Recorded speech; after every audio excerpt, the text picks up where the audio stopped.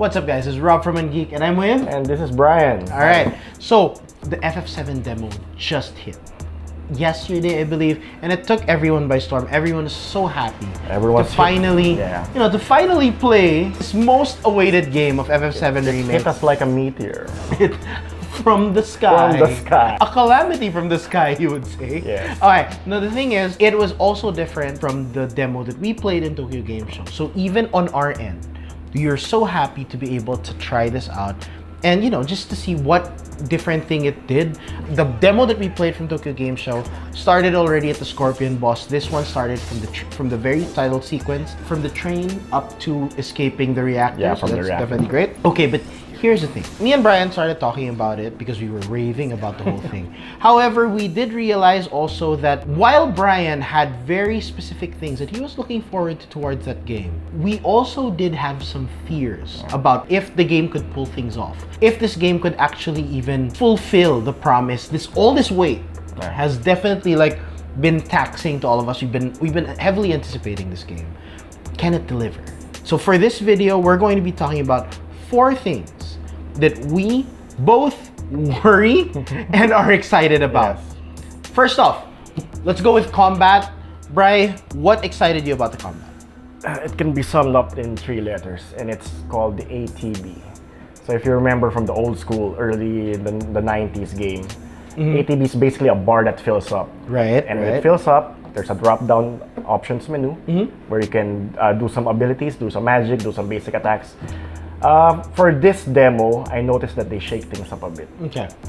There's actually still an ATB bar, but you have to work for it. You have to do normal attacks, and they charge it up. Yeah. By then, when you fill it up from the demo, I believe it's in 2 stocks, right? From there, when you fill it up, that's where you can do the abilities. The magic, and even the items. And even the curatives. And even the curatives, which kind of stressed a lot of people out. But for me, it's a positive thing because it kind of keeps the combat in check. And which was actually a problem of Final Fantasy 15 because you could spam multiple spamming shenanigans. So finally, you have the ATB to kind of balance that out. Yes. Anything else about the combat that kind of excites you in terms of you mentioned before how the switching between characters. The transition between a melee attacker, Cloud, and Barrett's ranged. I really like the transition. After Cloud was attacking with his Buster Sword, then you transition to a ranged character like Barrett, where he kind of takes off the flyers in the game. What they call it? The automata? Automata, or the Near Automata. Near Automata. Oh, that's a different Square Enix game. I'm sorry. So basically, I kind of felt that it's a role-based type of combat where you know your role, and you shut their mouths. Their mouths. Okay.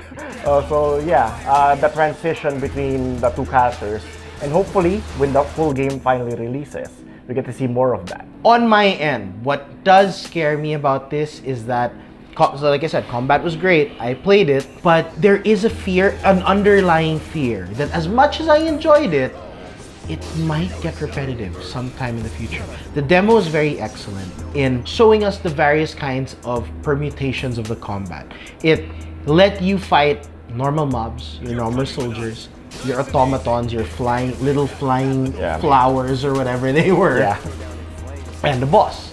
And the thing is, and you even actually fought some stealth ninjas or whatever those were. Yeah, they're kind of hard. And the thing is, each one required a little bit of a different approach. I appreciate the fact that Cloud has the Punisher style and the Operator style. The Punisher being something that if you it makes you move slower, but if you guard, you actually parry and you unleash stronger moves. But the thing is, this is the start of the game. And to keep that demo interesting, they had to feed me those kinds of combat. How does that now translate to the rest of the 30, 40 plus hours that's remaining in this game? Or even in the whole, I'm not just talking about Final Fantasy VII Part 1. I'm talking about until we finally fight Sephiroth. How many variations of combat will you get until you start feeling the old problems of Final Fantasy 15, wherein yes, it's not as spammy, but maybe you're just playing as Cloud the entire time, like you were doing with Seven. I understand that switching happens, and that's also another problem. It's role based, but how often now will you get enemies that requires a ranged person? Take note that there are only 3 ranged characters in the whole roster of Final Fantasy VII. So there's Vincent. That's Vincent, Barret, and Yuffie. Yeah. And that's the thing. You get Vincent quite late in the game. Yuffie at earliest probably is by the time you go to Fort Condor.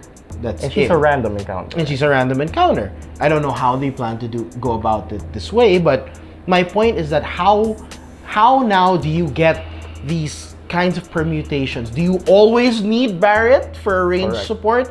Can you freely switch between various party members that require that?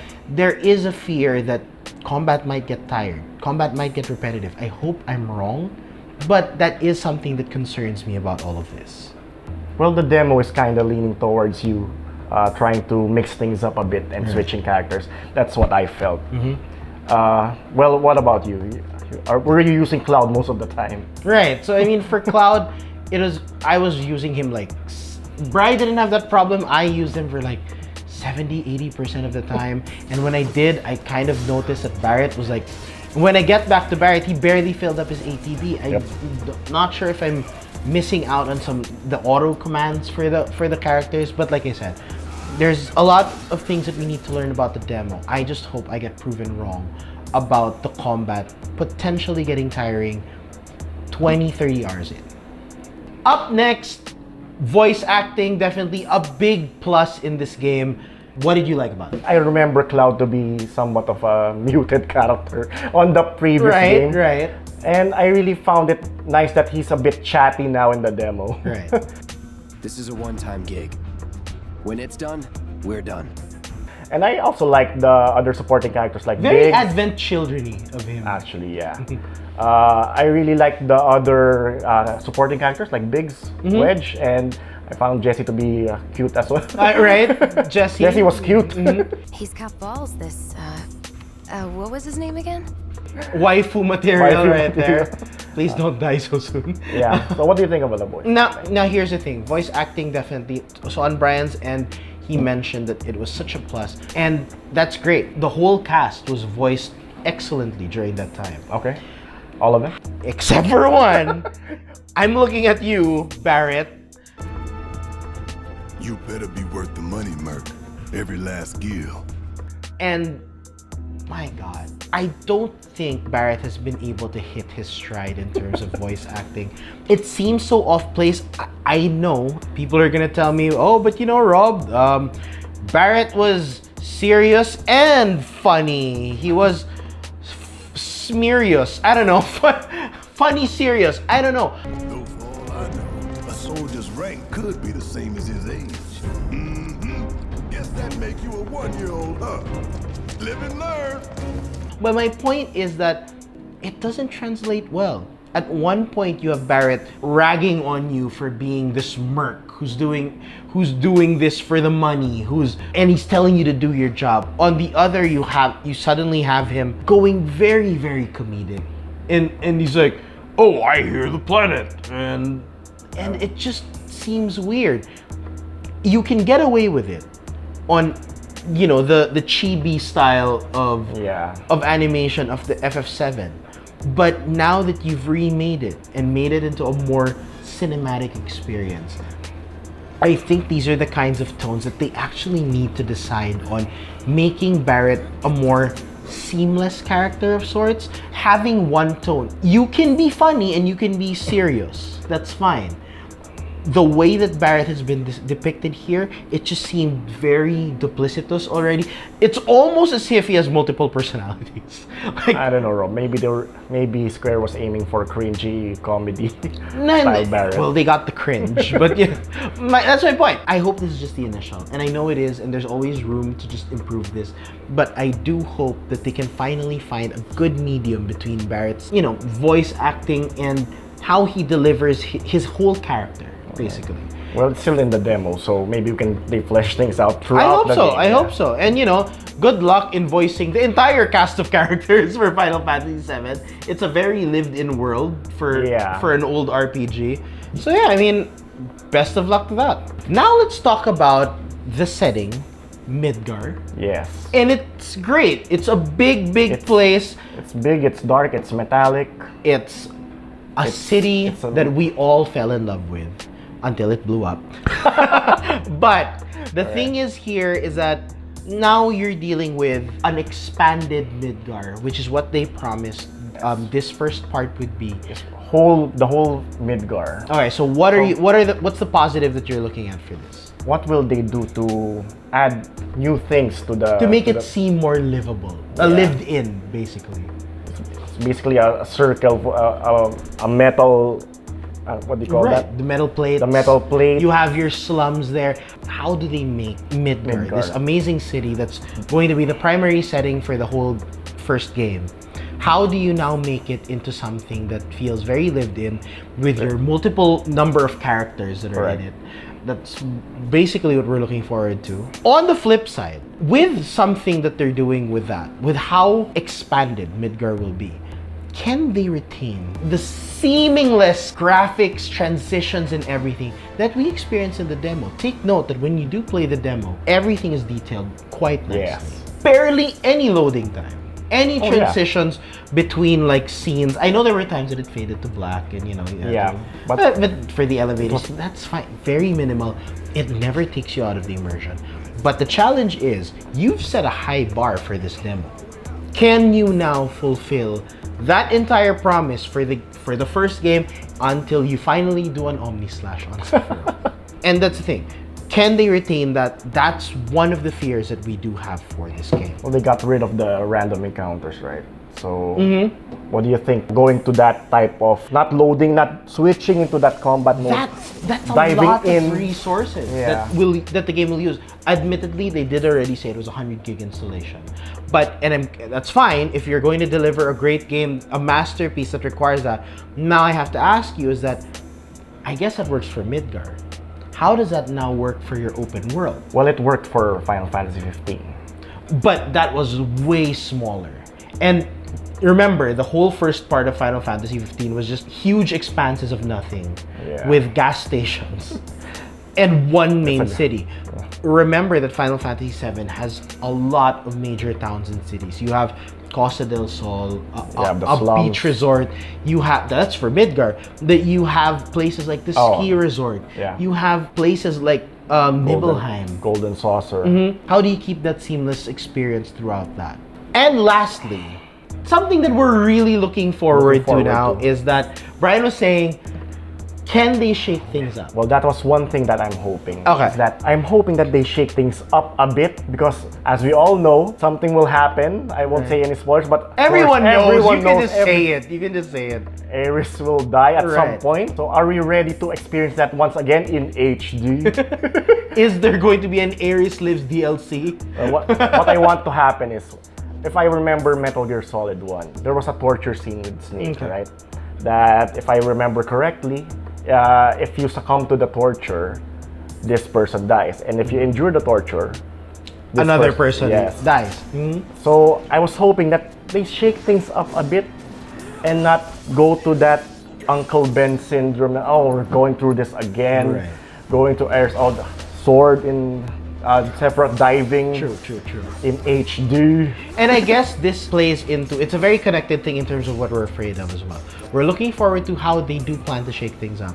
But at the same time, it is that level of predictability that may possibly cripple this game.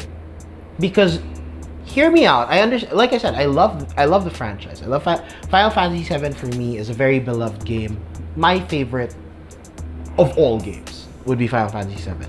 Now, the problem is that we're in remake season. We've seen so many remakes, from RE2 remake, going to RE3. Going to RE3, we have there are so many remakes of so many games. We're coming into Final Fantasy VII. Now, RE2, it didn't matter if you knew what was going to happen. It was an experience. It was a journey. It was the journey of the horror. Yeah. You're now dealing with an RPG that is very story heavy. Yes. Predictability can definitely numbed down a lot of things. That yes, we all know that Ares is gonna die. Yes, we all know how this is going to end. But that possibly might dull down the experience for us. I know how much nostalgia is kicking this up, and the nostalgia part is exciting me as well. But it does beg the question of just how strong can that nostalgia fuel, how far can that nostalgia fuel get us until they actually do solve that predictability problem? Can they pull a swerve on us? Can they show something? Because I know one thing that I'm looking forward to this game is the fact that they'll be able to explain things that were lost, literally lost in translation back then. Yeah. Because of translation issues from Japanese to English back then. And I guess they'll be able to explain things more about the nature of Genova, who was Cloud seeing before the actual reveal of Sephiroth. If you don't know about that, save it for the game. If you want to, you can look it up on Google. But that's the issue. Things, even with that, there are things that'll be predictable. How can they now keep it fresh and keep it so that this remake fulfills the promise of the best game ever for us? Rob, is it okay for you for Tifa to die? No. Can Yuffie die instead? Because that's the breakthrough thing they need. And if it happens, you hear it from us first. And that's where I break the disc. Thanks for joining us. 4 things that excite us and worries us about it. Take note, we are definitely excited for how April 10. April 10. Good Friday for the Philippines. Good luck with everyone who bought the physical copy. Godspeed to all of your souls. Now, we're looking for definitely possibly the biggest game release of the year. Definitely. Depending on how that or The Last of Us 2. It depends, right? Yeah. But this Depends is definitely way up there. Yes. We're looking forward to it. Final Fantasy, like I said, comes out April 10. Good Friday. Maybe April 11. Maybe for people who got like the physical, non-digital editions. The Hardy Daytona edition. Right. So just be very just watch out for this game. We're very excited. Hopefully we can bring you more content on this, and we'll definitely keep riding this hype train as one of the best games of our childhood. Definitely one of comes into this remade masterpiece. My name's Rob. And I'm Brian. All right, that's all for us. Keep on gaming, boys and girls. See ya. Tifa will die.